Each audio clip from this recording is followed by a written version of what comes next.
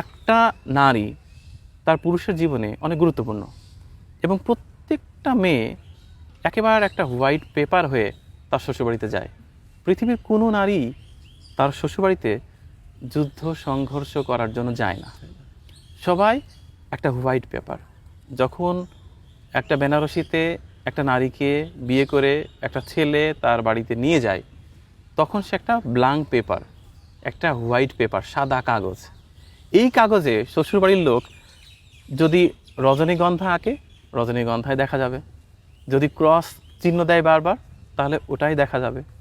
মানে আমি বলছি যে একটা মেয়ে তার শ্বশুরবাড়িতে যুদ্ধ করার জন্য সে যায় না, সে একটা সাদা কাগজের মতো মন নিয়ে যায়।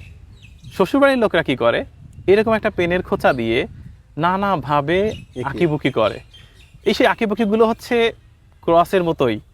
তখন হচ্ছে কিছুদিন পর আপনি অবাক হবেন যে সেই মেয়েটা প্রতিবাদী হবে, স্বাভাবিক। নির্যাতিত মানুষ তো ঘুরে দাঁড়াবেই। তখন বলে, দেখেছো এই বইয়ের কি মুখ, মুখের উপরে কথা বলে, দেখেছো কীরকম একটা মেয়ে, কীভাবে কথা বলে টাস টাস করে, কাউকে মানেই না।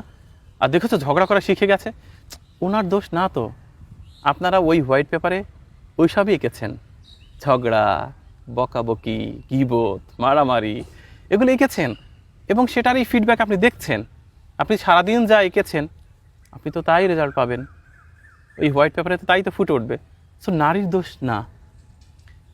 একটা আঁকিবুকি কিংবা একটা অনেক জঞ্জাল সমৃদ্ধ কাগজ আপনারা ভালো পরিবেশে নিয়ে একটা ফাইলে বন্দি করে রেখে বলেন যে এটাই সৌন্দর্য, এই ফাইল আর খোলা হবে না, ফাইলের মধ্যে লুকানো থাক। একটা নারীর জীবনে ঝামেলা থাকলেও একটা ভালো পরিবেশ পেলে, ওই ভালো একটা ফাইলে বন্দি থাকলে সে কিন্তু ভালো থাকতে বাধ্য, ভালো থাকে।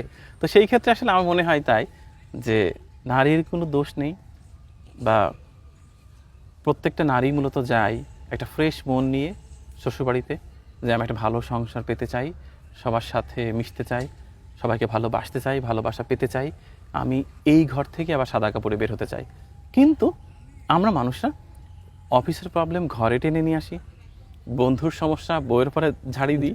মানে যা কিছু হোক, যেন ঘরের মধ্যে থাকা নিরীহ প্রাণীটাই প্রথম লক্ষ্যবস্তু। তখন তো অশান্তিটা হবেই।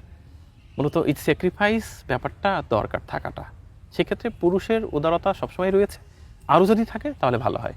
মানে যেটা বলছিলাম যে আপনি হাসি মুখে যুগান্তরের অফিসে ঢুকবেন, অনেকের খারাপ লাগবে।